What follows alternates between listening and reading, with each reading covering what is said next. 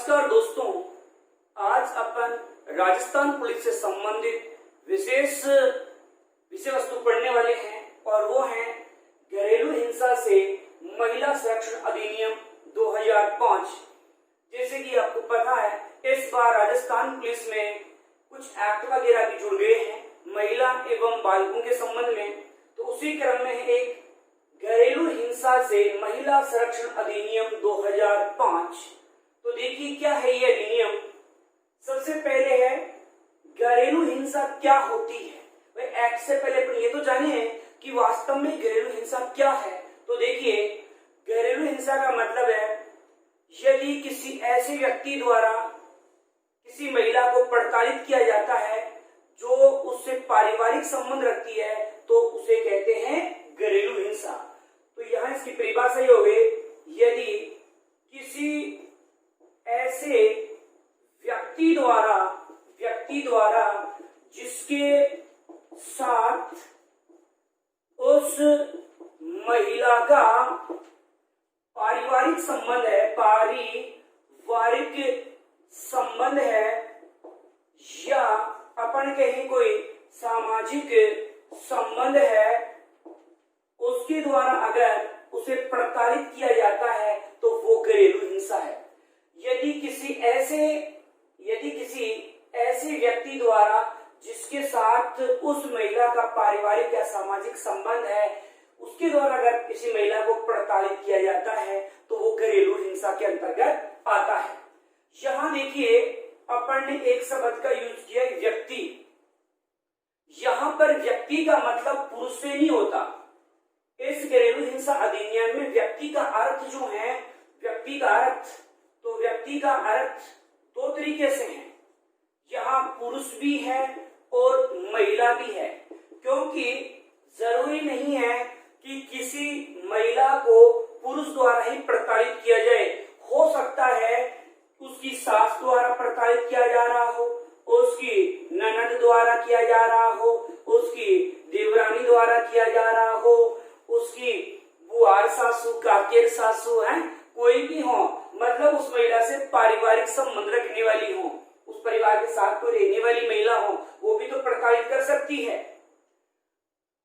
एक माँ को पुत्र भी प्रताड़ित कर सकता है, पिता पुत्री को प्रताड़ित कर सकता है। तो वो सारी घरेलू हिंसा कुल मिलाकर के अपन ये कह सकते हैं कि घरेलू हिंसा का मतलब ये होता है घर में होने वाली हिंसा। अगर यहाँ आपके घर में, किसी घर में किसी महिला को यातनाएं दी जा रही है, प्रताड़ित उन्हें किया जा रहा है, तो घरेलू हिंसा है। अब घरेलू हिंसा देखो कितने प्रकार की है, तो अपन यहाँ चर्चा करते हैं घरेलू हिंसा के प्रकार। घरेलू हिंसा के प्रकार तो देखो कौन कौन से प्रकार है घरेलू हिंसा के। तो देखिए, सबसे पहले है शारीरिक हिंसा। शारीरिक हिंसा मतलब किसी महिला को शारीरिक रूप से कष्ट पहुंचाना, जैसे उसकी पिटाई वगैरह करना। इस प्रकार की जो हिंसा है, घर में ऐसी हिंसा आ रही है तो कैसे हो गई, शारीरिक घरेलू हिंसा हो गई। उसके पश्चात है मौखिक एवं भावात्मक। मौखिक एवं भावनात्मक हिंसा। मौखिक एवं भावात्मक हिंसा देखो क्या होती है, भावनात्मक हिंसा क्या होती है। यदि किसी महिला को मौखिक रूप से प्रताड़ित किया जाए, जैसे एक भिखारी की औलाद, तो ये क्या है, मौखिक एवं भावात्मक। एक बांझ, अगर किसी महिला को इस प्रकार से बांझ कहा जाता है तो वो भी मौखिक और भावात्मक हिंसा है। या उसे निपुत्री वगैरह कहा जाता है। इस प्रकार से उसी महिला को, उसकी गरिमा को किसी प्रकार से अपन मौखिक रूप से, भाई मौखिक ही तो कह रहे हैं, भिखारी की औलाद, तो हो सकता है वो जिस परिवार से वो गरीब हो, तो उसको अपन ये थोड़ी कह सकते हैं कि भिखारी की औलाद इधर आना। तो ये कैसी हिंसा हो गई, मौखिक एवं भावात्मक। जरूरी नहीं है या इस शब्द का यूज करें अपन, इसको अपन मनोवैज्ञानिक भी कह सकते हैं, मनोवैज्ञानिक हिंसा। तो ये एक मनोवैज्ञानिक हिंसा होती है। तीसरी जो हिंसा का प्रकार है वो है आपके लैंगिक हिंसा। तीसरा प्रकार कौन सा अपना, लैंगिक हिंसा। किसी प्रकार से लैंगिक रूप से किसी महिला को अगर प्रताड़ित किया जाता है तो लैंगिक हिंसा के अंतर्गत आता है। और चौथा जो कारण है वो है आपका आर्थिक हिंसा। सा हिंसा है? आर्थिक हिंसा। किसी महिला को वित्तीय रूप से, आर्थिक रूप से हानि पहुंचाई जाए या उसको घर में आवश्यकताओं की पूर्ति के लिए पैसे वगैरह उपलब्ध नहीं दिए जाए तो किसके अंतर्गत आएगी? आर्थिक हिंसा के अंतर्गत। तो इस प्रकार से पर कितने प्रकार की हिंसा पड़ी है? घरेलू हिंसा के प्रकार हैं। तो शारीरिक हिंसा हो गई, मतलब शरीर को कष्ट पहुंचाना। मौखिक मतलब मौखिक रूप से उसको प्रताड़ित करना, उसकी भावना को ठेस पहुंचाना, या अपन कह सकते हैं कि साइकोलॉजी के तरीके से उसको अपन किसी प्रकार से प्रताड़ित करते हो। एक है लैंगिक हिंसा। लैंगिक हिंसा, महिला को लैंगिक रूप से प्रताड़ित किया जाना, उसको आर्थिक किसी प्रकार की हानि पहुंचाना। तो ये सभी किस प्रकार की हिंसा आई है? घरेलू हिंसा। तो देखो अपन आज जो अध्ययन कर रहे हैं यहाँ है घरेलू हिंसा से महिला संरक्षण अधिनियम 2005। इस अधिनियम की चर्चा करेंगे, लेकिन उससे पहले पर देखते हैं वास्तव में घरेलू हिंसा है क्या। तो यहाँ भी देखो प्रश्न बनता है कि घरेलू हिंसा का प्रकार है या नहीं है। तो एक तो शारीरिक हो गया, फिर मनोवैज्ञानिक और भावात्मक हो गया, या कहीं मौखिक और भावात्मक हो गया, लैंगिक और आर्थिक। यहाँ प्रश्न ऐसे बनता है कि घरेलू हिंसा में व्यक्ति शब्द का अर्थ क्या है? तो व्यक्ति शब्द का अर्थ पुरुष भी हो सकता है, महिला भी, क्योंकि एक महिला को जरूरी नहीं है कि पुरुष ही प्रताड़ित करे, उसको हो सकता है कि किसी महिला द्वारा ही प्रताड़ित किया जा रहा हो। और ज्यादातर होता भी है। महिलाओं का दुश्मन पुरुष नहीं है, महिलाओं की दुश्मन तो महिला ही होती है। ये आपने अक्सर देखा होगा किस प्रकार से होती है, किस प्रकार से एक महिला दूसरी महिला को यातनाएं देती है, उन्हें किस प्रकार से भला बुरा कहती है। जैसे मानो अपने समाज में अगर किसी महिला के बच्चा नहीं हुआ तो सबसे पहले सास ही उस पर प्रहार करना प्रारंभ कर देगी। कल मुही तेरा देखने का धर्म नहीं है, तेरा बच्चा नहीं हुआ वगैरह नहीं हुआ। या आपने देखा होगा समाज में कई बार किसी महिला के अगर लड़कियां हो रही है तो ये तो अपन सब जानते हैं कि किसी महिला के अगर लड़की हो रही है इसका कारण वो महिला नहीं है, पुरुष है।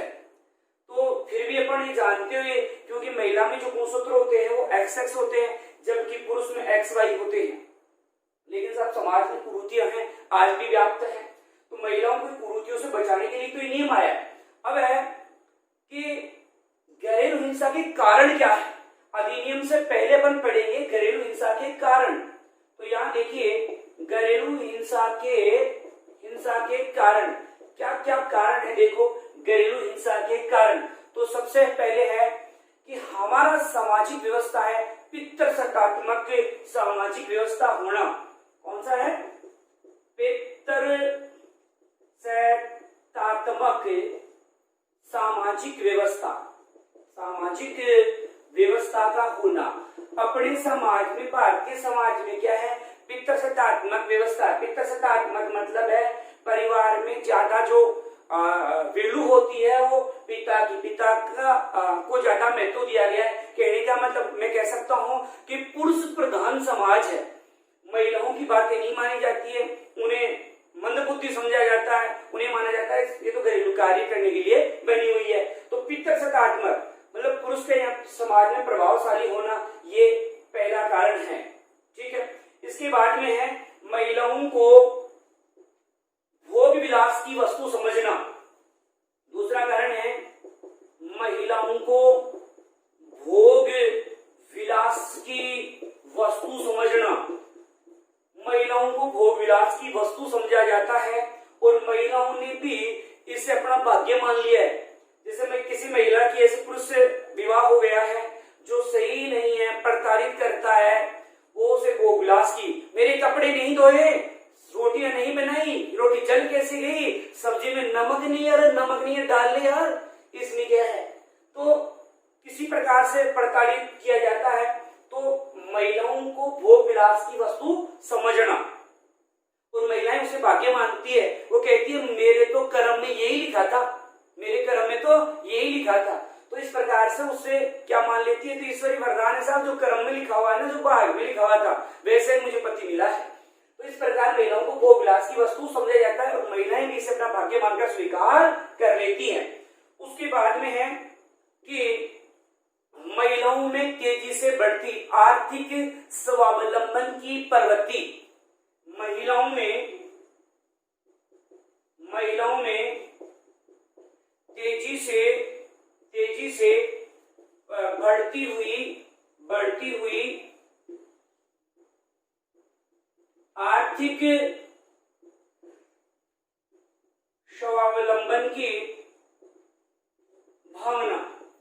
आज महिलाएं आर्थिक रूप से सक्षम होना चाहती है, उसके लिए प्रयास करती है, बाहर जाके नौकरी पेशा करती है। तो समाज में, क्योंकि पितृसत्तात्मक समाज है साहब, महिलाओं का बाहर काम करना भी सही नहीं माना जाता।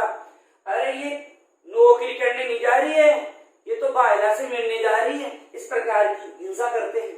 महिलाओं को आर्थिक रूप से सक्षम होने पर भी पुरुष समाज क्या करता है, उसे यातनाएं देता है, हिंसा करता है। तो महिलाओं में तेजी से बढ़ती हुई आर्थिक स्वावलंबन की भावना के पीछे भी घरेलू हिंसा है। उन्हें घर से बाहर नहीं जाने देते, उसे कहते हैं कि तेरा काम जो है घर पर रोटी बनाना, खाना बनाना वगैरह जो है ये है, तो बाहर जाके क्या करेगी कमाने के लिए, हमें है ना। फिर महिला अधिकारों और समानता के संबंध में बढ़ती जागरूकता। महिला जो अधिकार हैं और जो समानता है उनके बारे में जागरूकता ही है। क्योंकि महिला छोटी सी बात होती है, कह देती है मुझे भी पता है मेरे अधिकार क्या है, तो पुरुष प्रधान समाज क्या करता है, फिर उसके प्रति हिंसा करता है। अच्छा ज्यादा बोल रही है तू ज्यादा समझती है वगैरह वगैरह। तो इस प्रकार से ये भी एक कारण माना गया है। इसके अलावा है नशे की बढ़ती हुई प्रवृत्ति। नशे की बढ़ती हुई प्रवृत्ति। आज समाज में नशा शराब गांजा वगैरह जो भी है, तो नशा बढ़ रहा है। अब आदमी क्या करेगा, बाहर दारू पिएगा, साथ पिंटा पिएगा, घर आएगा और घर आकर अपनी पत्नी के गबली बनेगा, उससे लड़ाई झगड़ा करेगा। तो ये भी एक घरेलू हिंसा का कारण है। फिर देखिए हमारे जो सिलेबस वगैरह स्कूली शिक्षा का सिलेबस है, या अपने शैक्षिक तंत्र में, शैक्षिक व्यवस्था में इस प्रकार से घरेलू हिंसा वगैरह, लोगों को अधिकारों के बारे में जागरूकता वगैरह कम है। इसको अगर स्कूली सिलेबस में शामिल कर लिया जाए और उन्हें इस प्रकार से महिला और पुरुष की समानता और महिलाओं के जो अधिकार है उनसे अवगत करवाया जाए, क्या सही है क्या गलत है उनके बारे में बताया जाए, तो हो सकता है कि घरेलू हिंसा में कुछ कमी आए। तो यहाँ पर देखा कुछ घरेलू हिंसा के कारण थे। अब अपन को जो मेन पढ़ना है और वो है घरेलू हिंसा से महिला संरक्षण अधिनियम 2005। अब पढ़ेंगे। देखो ये घरेलू हिंसा अधिनियम कैसे बना, क्या हुआ। तो इससे पहले है कि एक वियना में एक सम्मेलन हुआ था। ये वियना सम्मेलन कब हुआ, तो ये 1993 में हुआ था। ये 1993 में कहाँ हुआ, तो ऑस्ट्रिया में हुआ। ऑस्ट्रेलिया नहीं, ऑस्ट्रिया में हुआ था। ये वियना नाम की स्थान ऑस्ट्रिया में है। यहाँ इस सम्मेलन में ये निर्णय लिया गया कि जो महिलाएं हैं उनके मानव अधिकारों के संबंध में कुछ नियम बनाए जाए। जो महिलाएं हैं, महिलाओं के लिए क्या बनाया जाए, कुछ नियम बनाए जाए।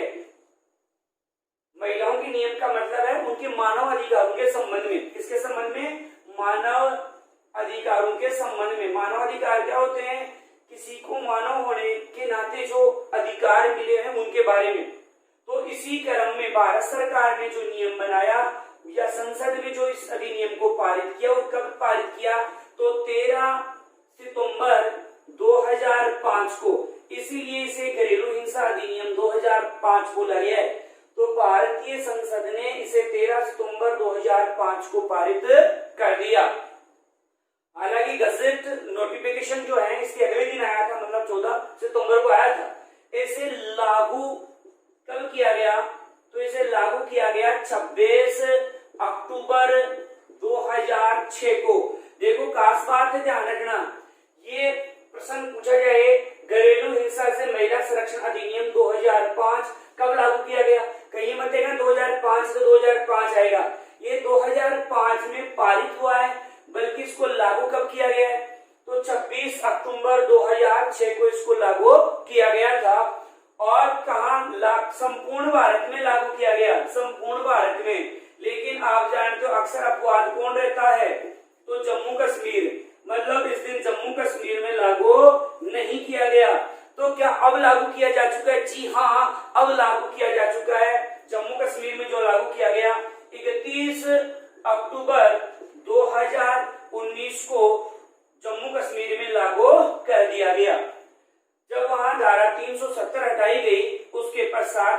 वहां पर क्या कर दिया गया, लागू कर दिया गया। तो इस प्रकार इस समय वर्तमान में भारत के सभी राज्यों में, सभी केंद्र शासित प्रदेशों में इस घरेलू हिंसा से महिला संरक्षण अधिनियम 2005 को लागू किया जा चुका है। ठीक है, अच्छा क्वेश्चन है कि घरेलू हिंसा से महिला संरक्षण अधिनियम 2005 का पारित हुआ।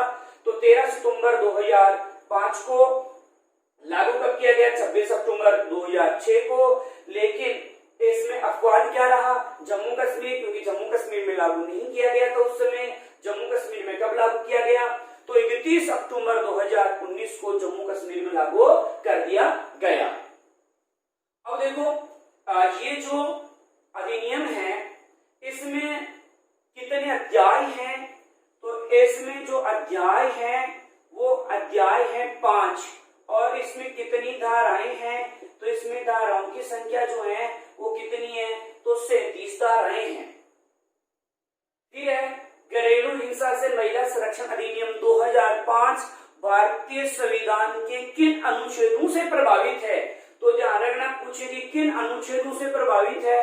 तो देखना अनुच्छेद जो है 14, अनुच्छेद 15 और अनुच्छेद 21 इनसे प्रभावित है।